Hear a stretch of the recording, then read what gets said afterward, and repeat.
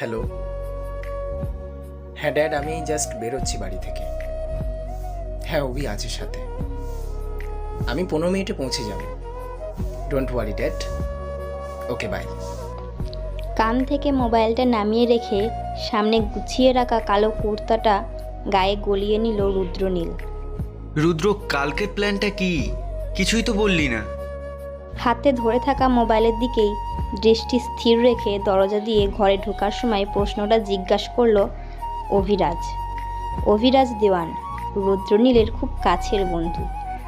সময়ের কাঁটা নিজের বেগে ঘুরে চললেও সেই কালের চক্রে ওদের বন্ধুত্বের রং কোনোদিনই ফিকে হয়নি, বরং সময়ের সাথে সাথে বিশ্বাস, ভরসা এবং অনুগত্যের ছোঁয়ায় সেই রং আরও গাঢ় হয়েছে। প্রশ্নটা আমায় করছিস নাকি তোর মোবাইলকে? এতক্ষণে অভি মুখ তুলে তাকালো ওর দিকে। অবভিয়াসলি তোকেই জিজ্ঞেস করছি। ভাই, কাল কিন্তু পার্টি চাই। জীবনটা একদম নুন ছাড়া আলু ভাতে হয়ে যাচ্ছে। তাই না? চল, আমি তোকে বিরিয়ানি দিচ্ছি। যাব? এখন? কোথায়? ড্যাড ডেকেছে, মিটিং আছে দেবনিবাসে। এত সকাল সকাল? আর ওম আঙ্কেল ফিরলো কখন? ড্যাড কাল রাতেই ফিরেছে, একটা ইম্পর্টেন্ট মিটিং আছে বললো। চল, দেরি হয়ে গেলে সব দোষ তোর ঘাড়ে চাপাবো কিন্তু। এই তুই বন্ধু না শত্রু? রুদ্রনীলের সাথে বন্ধুত্ব তো শত্রুতার থেকেও বেশি ভয়ঙ্কর ভাই, জানিস না? ঝরে যাওয়া পাতা জানে স্মৃতি নিয়ে বাঁচার মানে। হয়তো আমি ঝরে যাব সময়ের তালে তোমার মনে। তাই বলি ভাই, আমি আজ আছি কাল নাই। আবার শুরু করলি? আয়নার সামনে দাঁড়িয়ে চুলগুলোকে কোনো রকমে তাড়াতাড়ি ব্যাকব্রাশ করে নিল রুদ্র।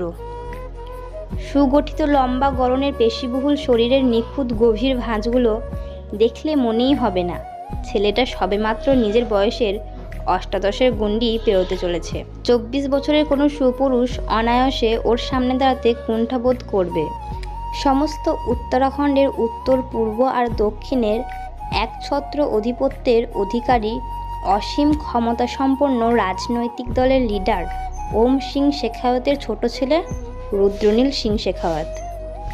ওম সিং শেখাওয়াতের অনুমতি ছাড়া এই এলাকায় একটা গাছের পাতা পর্যন্ত নড়ার জো নেই। যেমন তার দর্প, তেমন তার ঔদ্ধত্য। বংশগত প্রতিপত্তি, প্রতিষ্ঠা, সর্বোপরি প্রভাব তার 7 পুরুষ ধরে। এক কথায় উত্তরাখণ্ডের এই সমগ্র এলাকার অঘোষিত অদৃশ্য শিরভূষণধারী রাজা হলেন এই ওম সিং শেখাওয়াত। যতটাই ক্রূর ততটাই নির্মম মানসিকতার মানুষ উনি। জনসাধারণের কাছে রাজাবাবু নামেই পরিচিত ওম সিং শেখাওয়াত।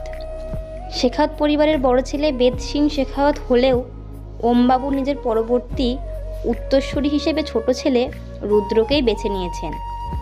ছেলেকে সেইভাবেই তৈরি করেছেন উনি, একদম ছোট থেকে। মানসিক, শারীরিক উভয় দিক থেকেই নিজের মতো কঠোর, নির্মম আর নিষ্ঠুর বানাতে চেষ্টার কোনো ত্রুটি রাখেনি ওমবাবু।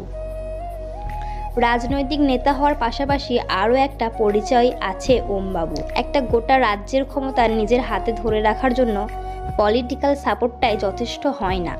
তার এই অসীম ক্ষমতা আর একচেটিয়া অধিপত্যের পিছনে অন্যতম কারণ হলো একটা বেনামি অপরাধী সংগঠন বা ক্রিমিনাল অর্গানাইজেশন।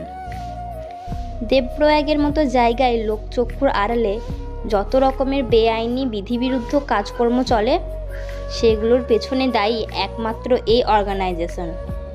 আর এই অর্গানাইজেশনের একমাত্র কর্ণধারও উনি। নিজের বৈধ অবৈধ কর্মকাণ্ডের প্রভাব থেকে পরিবারকে দূরে রাখতে নিজ ভবন শেখাওয়াত প্যালেস থেকে কিছুটা দূরেই উনি তৈরি করিয়েছেন দেবনিবাস।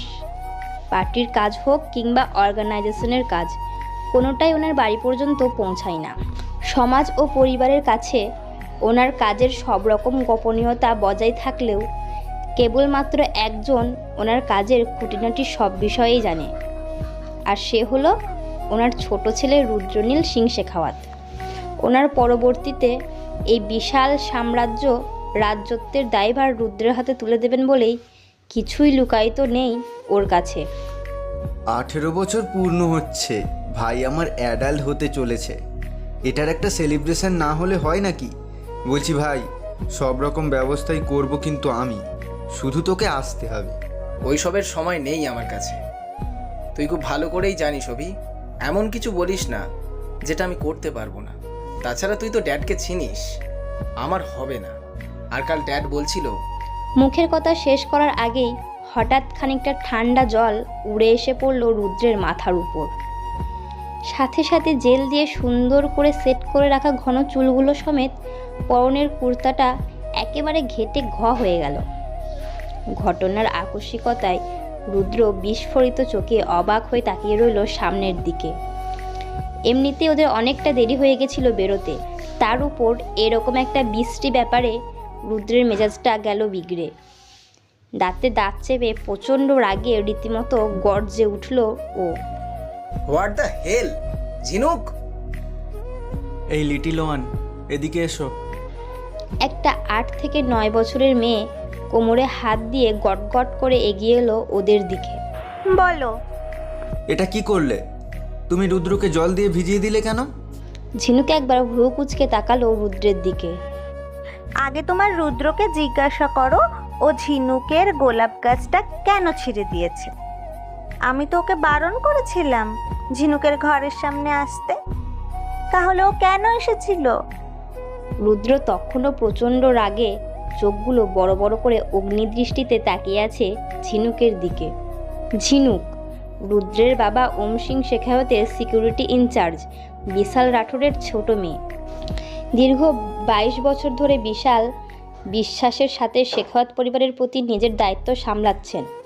রুদ্রদের বাড়ির লনের একপাশে 3টে কটেজে ওনার পরিবার থাকে। তার মধ্যে সব থেকে ছোট কটেজটাতে থাকে এই ছোট্ট ঝিনুক। ফুল গাছ পশু পাখি প্রকৃতির প্রতি একটা আলাদা ভালো লাগা এই ছোট্ট মেয়েটার।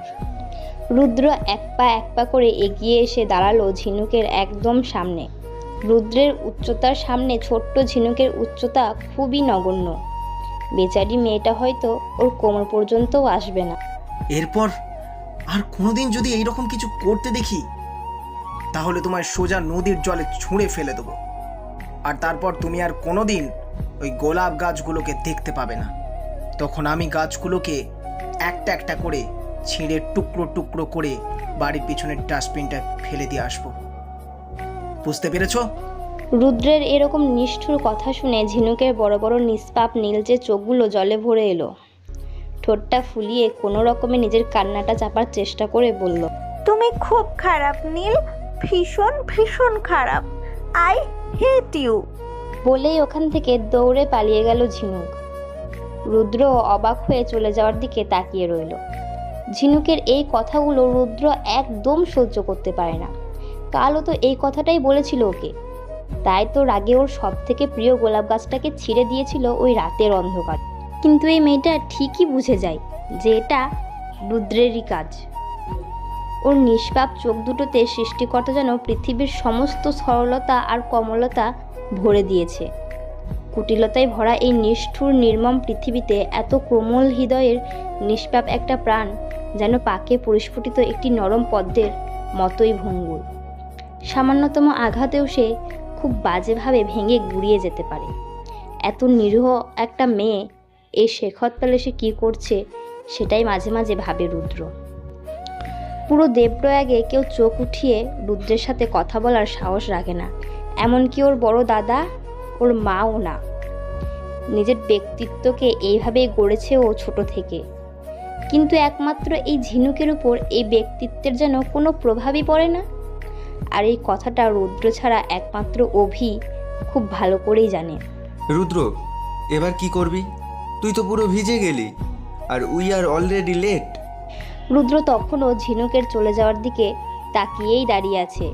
অভির কথায় একটা দীর্ঘশ্বাস বেরিয়ে এলো ওর ভিতর থেকে। চল, এভাবেই যেতে হবে।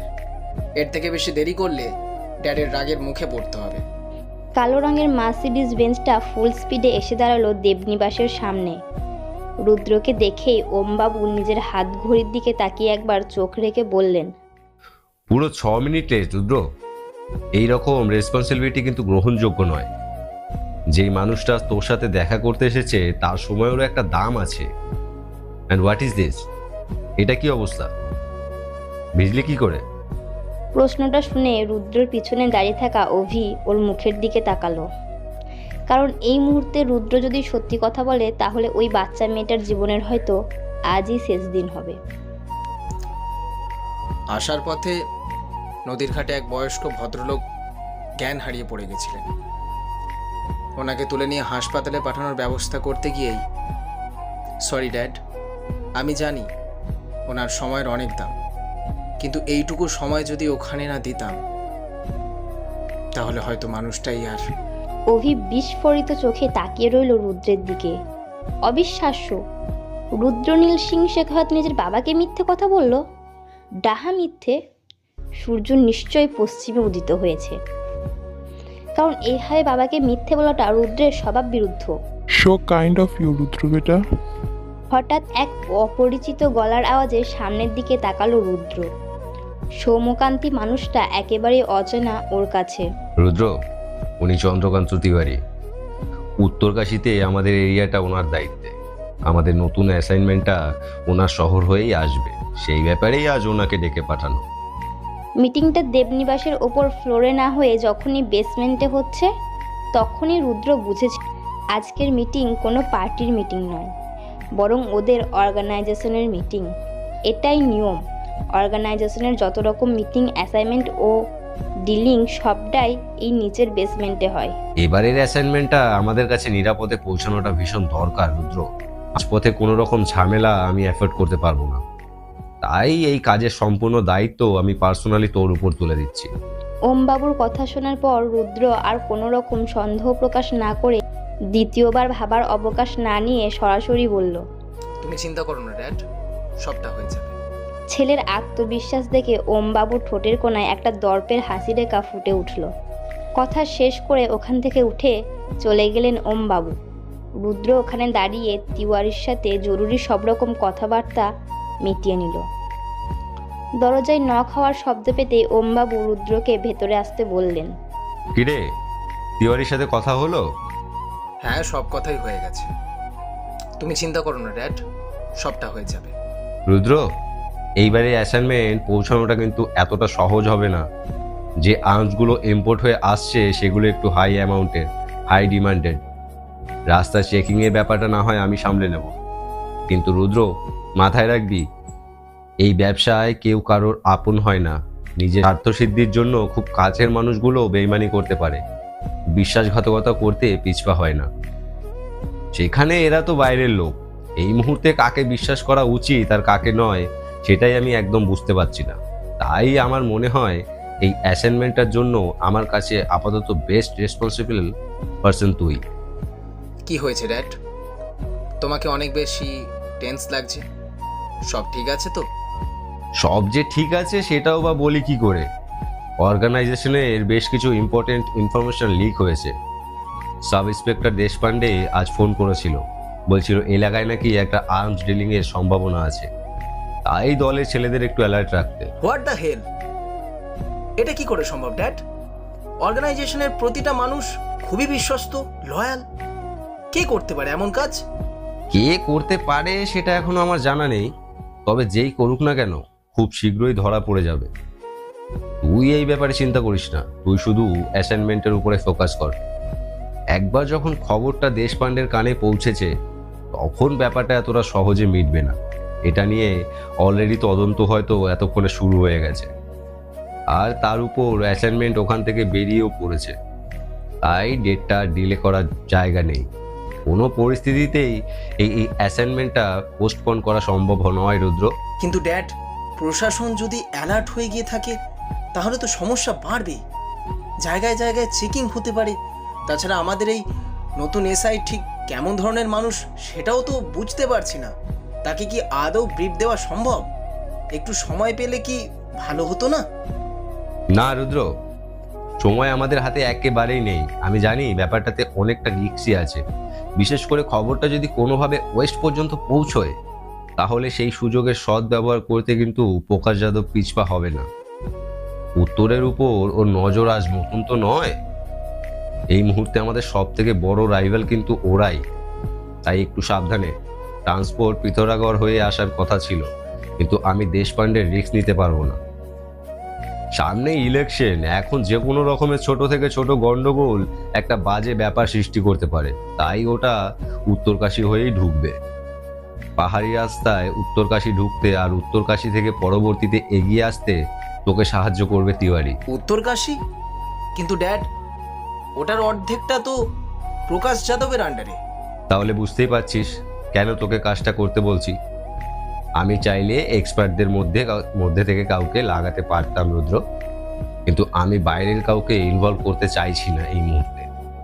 যত বেশি লোক ইনভলভ করব তত বেশি ইনফরমেশন বাইরে যাওয়ার রিস্ক থাকবে। তাছাড়া তোর তত্ত্বাবধানে হলে পুরো অপারেশনটা আমাদের হাতের মধ্যেই থাকবে, রিস্কও কম। ওদিকে প্রশাসনিক ব্যাপারগুলো ম্যাক্সিমামটা আমার কন্ট্রোলেই আছে। তুই শুধু লজিস্টিক্সটা দেখে নে, আর গ্রাউন্ডে পুরো কাজটা যাতে মুখলি হয় সেটাও দেখে নিস। ওকে ড্যাড, আমি সামলে নেব, ডোন্ট ওয়ারি। প্ল্যান মাফিক সবটাই হয়ে যাবে। ডিটেলস অনুযায়ী অ্যাসাইনমেন্টে আজ রাতেই উত্তরকাশীর সীমান্তে পৌঁছে যাওয়ার কথা। আশা করছি ভোরের মধ্যেই তোমাকে একটা গুড নিউজ দিয়ে দেবো dad. That's like my boy.